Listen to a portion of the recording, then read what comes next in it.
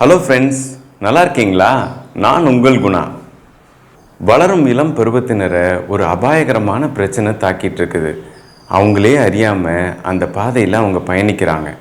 அது என்ன பிரச்சனை, அதுலேருந்து அவங்கள எப்படி மீட்டெடுப்பது, அதனால் அவங்களுக்கு என்னென்ன விளைவுகள் வரும் அப்படிங்கிறத பற்றி தான் இன்றைக்கி வீடியோவில் பார்க்க போகிறோம். கடைசி வரைக்கும் பாருங்கள், ரொம்ப பயனுள்ள பதிவாக இது இருக்கும். ஆமாங்க, ஒரு டீச்சராக நான் பார்க்குறேன், நிறைய மாணவ மாணவிகளை சந்திக்கிறப்போ அவங்களோட வாழ்க்கையில் பெரிய மாற்றங்களை இந்த 2.5 ஆண்டு கொண்டு வந்திருக்குன்றது நிதர்சனமான உண்மை. அது எப்படின்னு கேட்குறீங்களா? இப்போல்லாம் மாணவர்கள் பள்ளிக்கு போகிறத பெரிய ஒரு ஈடுபாட்டோடு செய்கிறதில்ல. அதே போல் ரொம்ப சோர்வாக காணப்படுறாங்க. எந்த ஒரு விஷயத்தையும் ஆர்வத்தோடு செய்கிறதில்ல. எதுக்கெடுத்தாலும் எரிஞ்சு விழுறாங்க. அதே போல் ஒரே இடத்துல ஒரு மோர் தென் 1 ஹவருக்கு மேலே உக்காந்து அவங்களால எந்த காரியத்தையும் தீர்க்கமாக செய்ய முடியல. அவங்க கண்ணெல்லாம் செவந்து இருக்குது, அவங்களோட மனசெல்லாம் வேற எங்கேயோ இருக்குது. புத்தகத்தில் கண்கள் இருந்தாலும் எந்த ஒரு விஷயத்தையும் அவங்க மனசுக்கு எடுத்துகிட்டு போகிறதில்லைங்கிறது நல்லா தெரியுது. என்னங்க இதெல்லாம் புது மாற்றம், இது நம்மளாம் சந்திக்காத மாற்றமாக இருக்குதுன்னு நம்ம நினைக்கிறோம். இது அந்த மாணவர்களும் சந்திக்காத மாற்றம் தாங்கிறது நம்ம புரிஞ்சுக்கணும். ஏன்னா கடந்த 2.5 வருஷமாக ஆன்லைனில் கிளாஸ் அட்டென்ட் பண்ணு, லேப்டாப்பில் உட்காந்து ப்ராஜெக்ட் செய்ய, மொபைல் ஃபோனில் உட்காந்து ரெஃபரன்ஸ் எடு, இந்த மாதிரி நிறைய விஷயங்களை நம்ம அவங்க மேலே திணிச்சிருக்கிறோம். இந்த விஷயங்கள் அவங்களுக்கு புதுசாக இருக்குது, ஆசிரியர்களுக்கும் அது புதுசான விஷயம்தான். இருந்தாலும் நம்ம வேற வழி இல்லாமல் அதை அவங்க கைகளில் கொடுத்துருக்குறோம். அப்போது நிறைய நேரம் அவர்கள் மொபைல் ஃபோனில் செலவிட்டாங்க. அதே போல் நிறைய புதிய தளங்களுக்கு அவங்க பயணப்பட்டாங்க. முக்கியமாக சமூக ஊடகங்களில் இருக்கிற நிறைய தளங்களில் அவங்க தங்களை இணைச்சிக்கிட்டாங்க. அது மூலம் நிறைய ஃப்ரெண்ட்ஸை உருவாக்கிக்கிட்டாங்க. நிறைய விளையாடும் தளங்களுக்கு போனாங்க. அதே போல் ஆன்லைன் கேம்ஸையும் நிறைய விளையாண்டாங்க. இப்போ திடீர்னு நீங்கள் இதிலிருந்து வெளியே வாங்க அப்படின்னு பேரண்ட்ஸோ இல்லை டீச்சர்ஸோ கம்பல் பண்ணுறப்ப அவங்க அதை ரொம்ப கஷ்டமாக எடுத்துக்கிறாங்க, ரொம்ப ஸ்ட்ரெஸ் ஆகிக்கிறாங்க. அது கோபமாக வெளிப்படுது. கொஞ்சமாக அவங்க இந்த மொபைல் ஃபோனுக்கும் டிஜிட்டல் மீடியாவுக்கும் அடிமை ஆகிட்டு இருக்காங்கிறது நமக்கு கண்கூட தெரியுது. இப்போ உங்களுக்கு ஒரு கொஸ்டின் எழலாம், எப்படிடா இந்த வாழ்க்கையிலிருந்து அவங்கள மீட்டு எடுக்கிறது, திருப்பியும் அவங்க கல்வியோட பாதைக்கும் முன்னேற்றத்துக்கும் அவங்க எப்படி கொண்டு போகிறது அப்படின்னு நீங்கள் யோசிக்கலாம். ஆமாங்க, இதை ஒரு சைக்கலாஜிக்கல் டிஸார்டராகவே நம்ம ஆராய்ச்சியாளர்கள் சொல்கிறாங்க. இது உலகம் ஃபுல்லாக மிக வேகமாக பரவிட்டு வருதுன்னு சொல்கிறாங்க. இது கூட ரொம்ப கேர்ஃபுல்லாக இருக்கணும்னு சொல்கிறாங்க. அது என்னங்க சைக்கலாஜிக்கல் டிஸார்டர்னா நோமோஃபோபியா அப்படின்னு அதுக்கு நேம் வச்சிருக்கிறாங்க. நோமோஃபோபியான்ற வேர்டை நீங்கள் இது வரைக்கும் கேள்விப்பட்டிருந்தீங்கன்னா கமெண்ட்ஸில் எஸ் போடுங்க. இது வரைக்கும் இந்த வேர்டை நான் கேள்விப்படலை அப்படின்றவங்க நோ போடுங்க. ஏன்னா முக்கியமான விஷயத்தை பற்றி நம்ம பேச போகிறோம். அதுக்கு முன்னாடி எங்கள் சேனலுக்கு நீங்கள் ஃபர்ஸ்ட் டைம் வரீங்க அப்படின்னா எங்களோட சேனலை சப்ஸ்கிரைப் பண்ணிக்கோங்க. அதே போல் இந்த வீடியோ பிடிச்சிருந்ததுன்னா லைக் பண்ணுங்கள். இதே சேம் பிரச்சனையோடு இருக்கிற நிறைய பேரண்ட்ஸ் கூட இந்த வீடியோவை நீங்கள் ஷேர் பண்ணி விடுங்க. அவங்களும் இதனால் பயனடையட்டும். அது என்னங்க நோமோஃபோபியா அப்படின்னா, இது நம்மையும் தாக்கி இருக்குது. அதாவது நம்மளும் செல்ஃபோனுக்கும் டிவிக்கும் சீரியலுக்கும் நம்ம அடிக்ட் ஆகிருக்கிறோம். திடீர்னு ஒரு கட்டத்தில் ஒரு 2 ஹவர்ஸோ 3 ஹவர்ஸோ நம்மளோட மொபைல் ஃபோனை விட்டு விலகி இருக்கிறப்போ நம்ம ஒரு வெறுமையை ஃபீல் பண்ணுறோம். ஐயோ, என்ன யார் மெசேஜ் அனுப்பியிருப்பாங்களோ, யார் கால் பண்ணியிருப்பாங்களோ, ஏதாவது முக்கியமான கால் வந்திருக்குமா, மொபைல் ஃபோனை என்னை வீட்டிலே விட்டுட்டு வந்துட்டேனே அப்படின்னு நம்ம மனசு அலைப்பாயும். இதே போல் பார்த்திங்கன்னா தூங்கி எந்திரிச்சோன்னே நம்ம கை முதல்ல போகிற ஒரு விஷயம் பார்த்திங்கன்னா மொபைல் ஃபோனாக தான் இருக்குது. அப்போ மொபைல் ஃபோன் தொலைஞ்சிட்டாலோ இல்லை மொபைல் ஃபோனை நம்ம வேறு இடத்துல வச்சுட்டோம்னாவோ நம்ம அதை தேடி அது இல்லாத ஒரு நேரங்களை நம்மளால் யோசிக்கவே முடியல. பார்த்திங்களா, இந்த சைக்கலாஜிக்கல் டிஸார்டர் நம்மளை விட இப்போது இளைய சமுதாயத்தை ரொம்ப தாக்க ஆரம்பிச்சிருச்சு. அதுலேருந்து அவங்களால மீளவே முடியல. ஏன்னா அந்த அட்ராக்ஷன் நம்ம கல்வியிலையும் இல்லை பெற்றோரோட அன்புனாலையும் கொடுக்கப்படுற அட்ராக்ஷனோட மிக அதிகமாக இருக்கிறதுனால அவங்களே நினச்சாலும் அதை விட்டு வெளியே வர முடியாத நிலைமையில் இருக்கிறாங்க. இந்த இடத்துல தான் நம்ம ஒரு பேரண்ட்டாக இல்லை ஒரு டீச்சராக அவங்களுக்கு சில சப்போர்ட்ஸை கொடுக்கணும் அப்படின்றதுக்காக 3 அருமையான டிப்ஸோடு நாங்கள் வந்திருக்கோம். இது கண்டிப்பாக நீங்கள் உங்கள் வாழ்க்கையில் உங்கள் பிள்ளைகளோட வாழ்க்கையில் அந்த மாற்றத்தை கொண்டு வர டிப்ஸாக இருக்கும். முதலாவதாக நம்ம பார்க்க போகிறது, ஒரு சில ஃபேமிலியில் சிங்கிள் சைல்டாக இருக்கலாம். அதே போல் கம்பேனியன்ஸ் இருக்கிற ஃபேமிலியிலையும் அவங்களுக்குள்ள ஒரு நல்ல அண்டர்ஸ்டாண்டிங் இல்லாமல் இருக்கலாம். அந்த மாதிரி இருக்கிற வீடுகளில் நம்ம ஒரு புதிய முயற்சியை ட்ரை பண்ணி பார்க்கலாம். அதாவது வளரும் சில்ட்ரனுக்கு அவங்களோட ஃப்ரெண்ட்ஸ் அண்ட் பியர் குரூப் கொடுக்குற அட்ராக்ஷனை நம்மளால் கொடுக்க முடியாது. அப்போ அவங்களுக்கு ஒரு கம்பேனியன் தேவைப்படுது. அந்த நேரத்தில் தான் எங்களோட சன்னுக்கு அவனோட பர்த்டேயில் ஒரு 1.5 இயர்ஸ்க்கு முன்னாடி நாங்கள் ப்ரெசன்ட் பண்ண ஒரு பேர் ஆஃப் பேரக்கிட்ஸ், அதாவது பேரட்டில் ஸ்மால் வெரைட்டி அமேசான் பேரட்ஸ் அப்படின்னு சொல்கிறாங்க.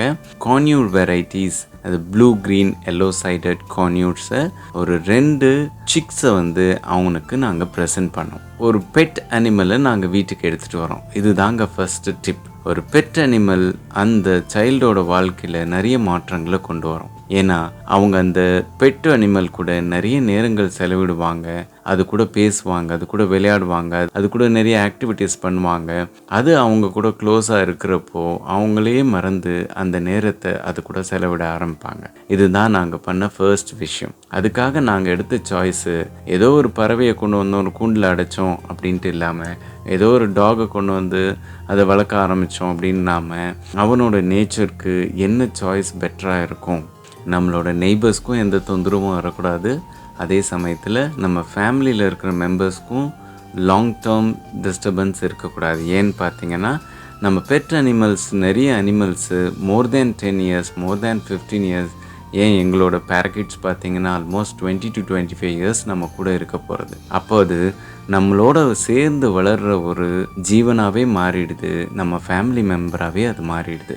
அப்படின்ட்டு இருக்கிறப்போ அதை கேர் பண்ணுறதையும், அதை வளர்த்து எடுக்கிறதையும், அதை பாதுகாப்பாக வச்சுக்கிறதுலையும் நம்ம மிக முக்கியமான ஸ்டெப்ஸ் எடுக்கணுங்கிறதுல நாங்கள் கவனமாக இருந்தோம். அதனால் அவனுக்கு நாங்கள் கொடுத்தது சிக்ஸான ஏஜ், ஒரு 20லேருந்து 22 நாட்களே ஆன குட்டி பேரக்கிட்ஸை அவனுக்கு ப்ரெசென்ட் பண்ணோம். சிக்ஸாக இருக்கிறதுனால அவங்களுக்கு தானாக ஃபுட்டை எடுத்துக்கிற தெரியாது. ஒரு பழங்களையோ இல்லை நட்ஸையோ எடுத்துக்கிற கெப்பாசிட்டி அவங்களுக்கு இருக்காது. அதனால் ரெடி மிக்ஸாக நம்ம குழந்தைங்களுக்கு ஃபேரக்ஸ் கொடுக்குற மாதிரி அவங்களுக்கு ஹாட் வாட்டரில் மிக்ஸ் பண்ணி ஃபியூ டேஸ்க்கு நம்ம இந்த ஃபுட்டை அவங்களுக்கு சப்ளை பண்ணணும். அது ஒரு சிரஞ்ச் மூலியமாகவோ இங்க் ஃபில்லர் மூலியமாகவோ கொடுக்கணும். இந்த மாதிரி நம்ம கொடுக்குறப்போ என்ன ஆகிடும்னா, நமக்கு அந்த பேர்டுக்குள்ளே அட்டாச்மெண்ட் ரொம்ப ஸ்ட்ராங் ஆகிடுங்க. நம்மளை அது ஒரு பேரண்ட்டாகவே நினச்சிக்கும், நம்ம கையில் தவழ்ந்துக்கும், நம்ம கையிலே படுத்து தூங்க ஆரம்பிச்சிரும். அதுக்கப்புறம் எப்போ நம்ம போனாலும் நம்ம பின்னாடி வர ஆரம்பிச்சிரும், நம்ம கூட பேச ஆரம்பிச்சிரும். இந்த மாதிரி விஷயங்கள்லாம் ஒன்று ஒன்றா நடக்க ஆரம்பிச்சது. நாங்கள் எங்கள் பேரட்ஸு ஒரு கேஜில் போட்டு வளர்க்க விரும்பலை. கொஞ்ச நாளைக்கு கேட்ஸ், டாக், ப்ரெடேட்டர்ஸ் அந்த மாதிரி விஷயங்கள்லேருந்து அவங்கள பாதுகாக்கணும்னு நினச்சோம். அதனால் ஸ்மால் கேஜில் கொஞ்ச நாளைக்கு போட்டு வளர்த்தோம். அதுக்கப்புறம் ஃப்ரீயாகவே எங்கள் வீட்டில் அவங்க எங்கள் கூடவே வர்றது போகிறது அந்த மாதிரி விஷயங்கள்லாம் பண்ண ஆரம்பித்தாங்க. அப்போ கொஞ்சம் கொஞ்சமாக அந்த பேரக்கிட்ஸ்க்கு எங்கள் சன் சில டாய்ஸ் எல்லாம் கொடுத்து அவங்க ஆக்டிவிட்டீஸை பண்ண வச்சாங்க. அப்போ அவனோட டைம் பேரட்ஸ் கூட செலவு பண்ணுறது நிறைய ஆச்சு. தன்னைத்தானே இந்த மொபைல் ஃபோனில் இருந்தும் அதோட அட்ராக்ஷன்ஸில் இருந்தும் இந்த கேமிங் அட்ராக்ஷன்ஸில் இருந்தும் விடுவிச்சுக்கிட்டு இந்த பேரட்ஸுக்கு நிறைய ஃபுட் கொடுக்கறதுலேருந்து ஆக்டிவிட்டிஸ் செய்கிறதுலேருந்து அந்த டாய்ஸை ஒன்று ஒன்றா தானே நுணுக்கமாக மேக் பண்ணுறதுலேருந்து அவன்கிட்ட நாங்கள் என்ன மாற்றங்கள்லாம் பார்த்தோம்னா, அவனோட லவ் அண்ட் அஃபெக்ஷன் இன்க்ரீஸ் ஆச்சு. அதாவது உங்கள் பிள்ளைக்குரிய குவாலிட்டி டைமை யூஸ்ஃபுல்லாக செலவு பண்ணோன்னா நீங்கள் முதல்ல ஒரு நல்ல பெட்டை சாய்ஸ் எடுங்க. அந்த பெட்டை உங்கள் பிள்ளையவே கேர் பண்ண வைங்க. அது கூட செலவு பண்ணுற நேரங்கள் நல்ல நேரங்களாகவும் இருக்கும், அவங்க ஹெல்த்தை ஸ்பாயில் பண்ணாத நேரங்களாகவும் இருக்கும். அவங்களோட கேரக்டர்லேயும் நல்ல சேஞ்சஸை நீங்கள் பார்க்கலாம். உங்களோட வீட்டில் பெட்ஸ் வச்சுருந்தீங்கன்னா அவங்களோட நேம்ஸை கமெண்ட்ஸில் ஷேர் பண்ணுங்கள். இரண்டாவதாக நம்ம பார்க்க போகிற டிப் என்னென்னா, நம்ம குழந்தைங்களுக்கு பிடிச்ச நல்ல ஹாபியை அவங்களுக்கு கற்றுக் கொடுக்கலாம். அது ட்ராயிங்காக இருக்கலாம், பெயிண்டிங்காக இருக்கலாம், இல்லை வெப் டிசைனிங்காக இருக்கலாம், ஃபிலாட்டலியாக இருக்கலாம், இல்லை ஏதோ ஒரு ஸ்போர்ட்ஸ் ஆக்டிவிட்டியாக இருக்கலாம். நாங்கள் முக்கியமாக ஒரு ஹெல்த்தியான ஹாபி அவனுக்கு இருக்கணும்னு விருப்பப்பட்டோம். அவனும் அதில் ரொம்ப ஈடுபாட்டோடு செஞ்சான். அந்த ஹாபி தான் எங்கள் வீட்டு மாடி தோட்டத்தில் அவனோட கான்ட்ரிபியூஷன். ஒவ்வொரு வீட்லேயும் ஒரு இயற்கையான முறையில் காய்கறிகளை பயிரிட்டு சாப்பிட்ணுங்கிறது எல்லாரோட ஆர்வமாக இருக்கும். கெமிக்கல்ஸ் இல்லாத உணவை நம்ம குழந்தைங்களுக்கு கொடுக்கணுன்னு எல்லாரும் விருப்பப்படுவீங்க. அன்ஃபார்ச்சுனேட்லி அன்ஃபார்ச்சுனேட்லி அது நம்மளுக்கு அவைலபிளாக இருக்கிறது இல்லை. நம்மளே ஏன் நம்ம மாடியை தோட்டமாக மாற்றக்கூடாது, நமக்கு தேவையான காய்கறிகளை, கீரை வகைகளை, மலர்களை நம்மளே ஏன் பயிரிட்டுக்க கூடாது அப்படின்ற எண்ணம் தான் எங்கள் வீட்டில் மாடி தோட்டத்தை அமைக்க உறுதுணையாக இருந்தது. இந்த மாடித்தோட்டம் அமைக்கிறதுலையும் பராமரிக்கிறதுலையும் அவனோட பங்களிப்பு மிகச்சிறந்ததாக இருந்தது. அந்த மண்கலவை தயாரிக்கிறதுலும், அது தேர்ந்த விதைகளை விதைக்கிறதுலையும், அதுக்கு டெய்லி தண்ணி ஊற்றுறதுலையும், அது வளர்ந்து வரப்போ அதோட வீடியோஸை ஷூட் பண்ணுறதுலேருந்து, அந்த காய்கறிகளை பறிச்சுட்டு வர்றதுலேருந்து, அந்த மலர்களை பறிச்சுட்டு வர்றதுலேருந்து அவனோட பங்களிப்பு மிகவும் சிறந்ததாக இருந்தது.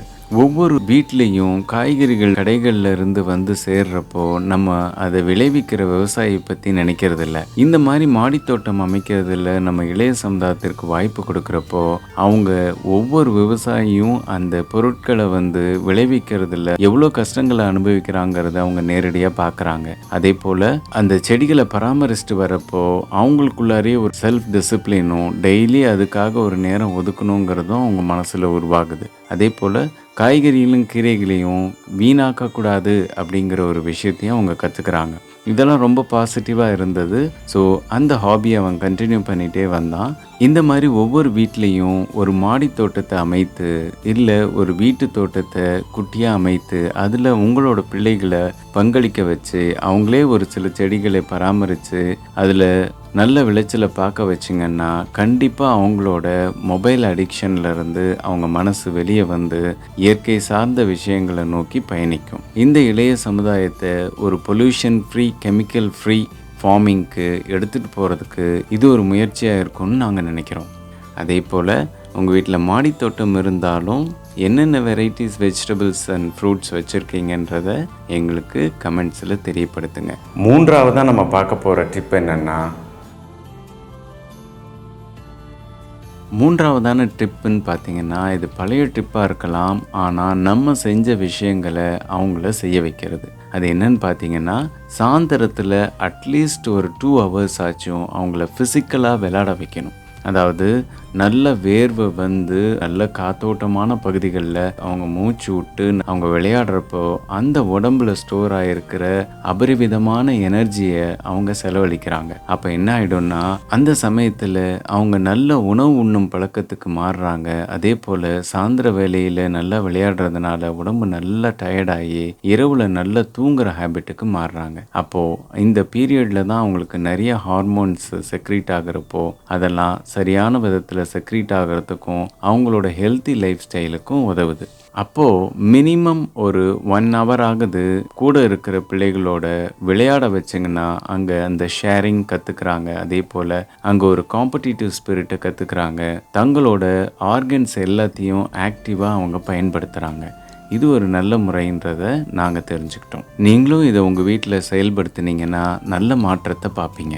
என்ன ஃப்ரெண்ட்ஸ், இந்த 3 டிப்ஸும் உங்களுக்கு ரொம்ப பயனுள்ளதாக இருந்திருக்கும்னு நினைக்கிறேன். இதில் எங்கள் வீட்டில் நாங்கள் நல்ல மாற்றத்தை பார்த்தோம். அதே மாற்றத்தை உங்கள் இல்லத்துலேயும் நடக்கும்ன்றத நம்பிக்கையில் இந்த 3 டிப்ஸையும் உங்களுக்கு கொடுத்துருக்குறோம். இதை அனைவரும் செயல்படுத்தி பார்க்கலாம். உடம்புக்கு ஆரோக்கியமான டிப்பு தான். இன்னொரு முக்கியமான விஷயம் நாங்கள் என்ன ஷேர் பண்ணுறோம்னா, சில பேரண்ட்ஸால் இன்னும் அந்த அடிக்ஷன்லேருந்து நம்ம பிள்ளைங்களை மீட்டெடுக்க முடியலன்றப்போ நீங்கள் அவங்கள்ட்ட ஒரு காமன் டைமை ஃபிக்ஸ் பண்ணிக்கலாம். ஒவ்வொரு வீட்லேயும் ஒவ்வொரு நபருக்கும் ஒரு டிவி வாட்சிங் டைம் இருக்கும், சீரியல் வாட்சிங் டைம் இருக்கும், இல்லை மேட்சஸ் பார்க்குற டைம் இருக்கும், நியூஸ் பார்க்குற டைம் இருக்கும். அதே போல் அந்த குழந்தைங்களுக்கும் ஒரு 1 hour இல்லை 45 minutes மொபைல் ஓரியன்ட் கேமிங் உங்களோட கண்காணிப்பில் அவங்களுக்கு அலோவ் பண்ணலாம். அந்த டைம் போக மற்ற நேரங்களில் நோட்டிஃபிகேஷனை அவங்கள ஆஃப் பண்ணி வைக்க சொல்லிட்டீங்கன்னா அன்னெசரியாக இந்த லைக்ஸ் போடுறது, அதில் என்ன நோட்டிஃபிகேஷன் வந்திருக்கு, யார் நமக்கு மெசேஜ் அனுப்பியிருக்கிறாங்க, அந்த மாதிரி விஷயங்களை விட்டு அவங்களும் வெளியே இருப்பாங்க, நம்மளும் வெளியே இருப்போம்.